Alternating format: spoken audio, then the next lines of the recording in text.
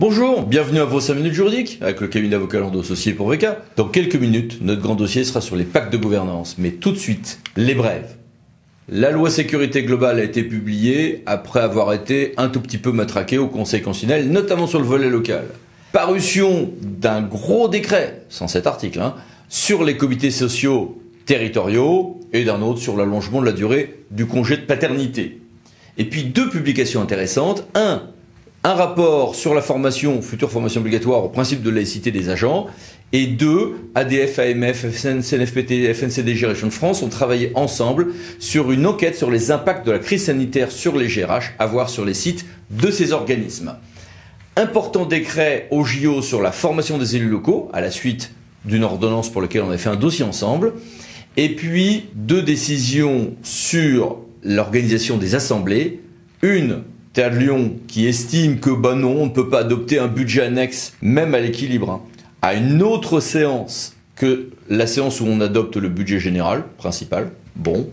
Et la Cour de cassation, chambre criminelle, qui nous dit que le droit des enregistrements vidéo est en conseil municipal comme dans la vie ordinaire. Quand l'élu s'exprime, il a perdu son droit à l'image puisqu'il utilise son temps sur ce mandat public. Mais pour les personnes notamment de l'assistance, il y a le droit normal qui s'applique.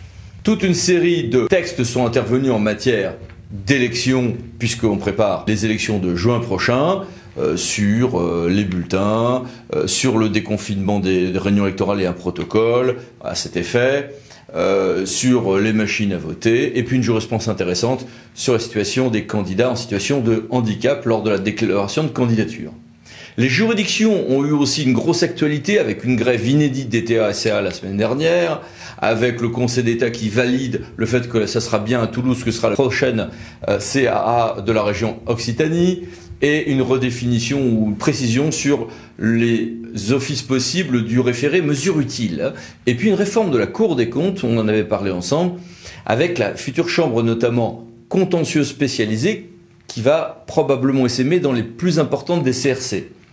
Et puis la Cour de justice de l'Union européenne qui dit ce qu'il est possible de faire ou pas en matière de responsabilité personnelle des juges. Gros volet contrat public aussi, avec un arrêt du 18 mai qui est intéressant à la fois sur les intérêts moratoires et sur les requalifications de concessions d'aménagement en marché public. Et le même jour, autre décision du Conseil d'État sur la faute de contractant quand j'ai l'indemnisation à la suite d'une résiliation de contrat. Et puis toute une série de mini-brèves, n'hésitez pas à mettre en pause votre lecteur. Mais tout de suite, passons au grand dossier. Pacte de gouvernance, derniers ajustements, premier bilan, session de rattrapage. C'est une innovation, ce pacte de gouvernance de la loi engagement et proximité. L'idée était de retravailler sur le vivre ensemble. D'accord. Il n'est pas obligatoire d'adopter ce pacte, mais en théorie en tout cas obligatoire de l'envisager en différents moments de la vie intercommunale, avec un calendrier qui est là, adoption pour fin juin ou délibération sur fin juin. Il y a 8 items normés de prévus sur les mesures qui ne concernent qu'une seule commune, le bureau pouvant proposer de réunir la conférence des maires, certaines conventions avec les communes, les commissions spécialisées associant les maires, les conférences territoriales des maires, à ne pas confondre avec la conférence des maires, les conditions dans lesquelles le président de l'EPCI peut déléguer au maire certaines dépenses d'entretien ou des dépenses de bâtiment, ce qui est autre chose que les conventions passées avec la commune qu'on a vu tout à l'heure ou que les délégations internes à l'interco. Les orientations en matière de mutualisation, les objectifs d'égale représentation entre femmes et hommes. Et puis, attention, parce que on peut ajouter d'autres éléments dans ce pacte de gouvernance, mais il y a certains de ces régimes que l'on ne peut sans doute pas utiliser si on ne les a pas mis dans le pacte de gouvernance. Surtout ceci, la parole à 3 experts. Bonjour à tous. Bonjour. Bonjour à tous.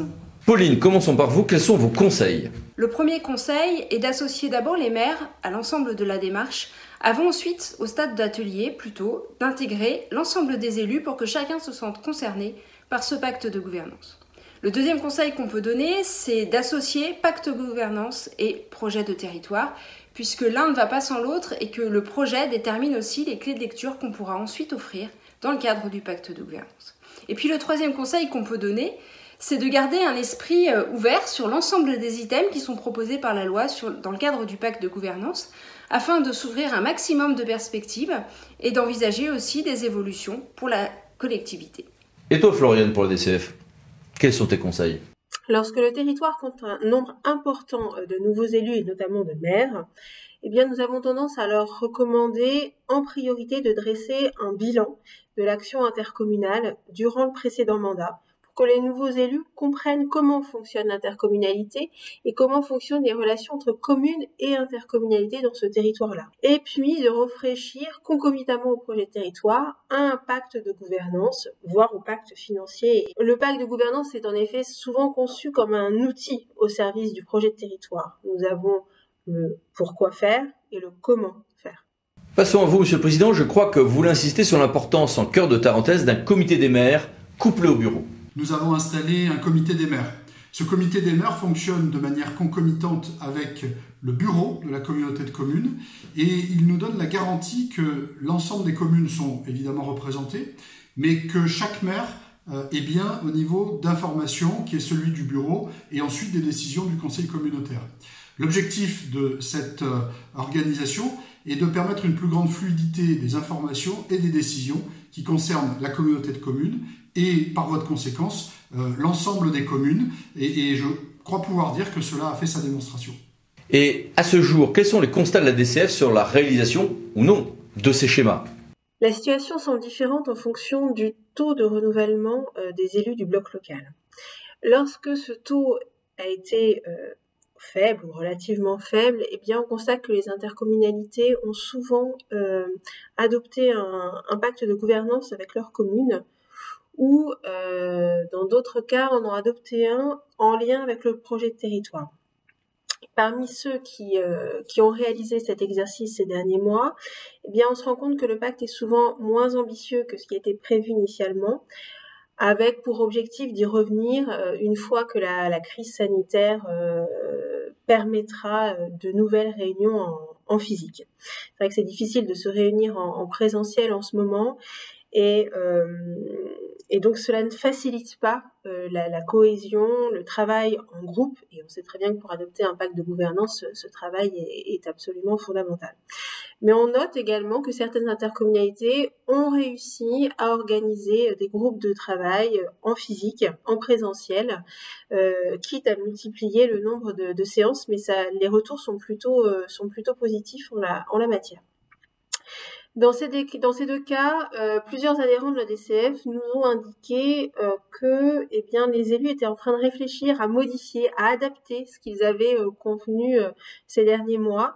Et cela démontre bien toute la démarche et la souplesse de la démarche du pacte de gouvernance et la volonté des élus de s'approprier ce travail en fonction de leur réalité locale. C'est passionnant. Merci à tous. Au revoir. Merci. Au revoir. Au revoir. Merci. Et merci à vous. À bientôt pour une nouvelle vidéo, les 5 minutes juridiques. Parlons d'associés pour VK. Pensez à vous abonner. Merci, au revoir.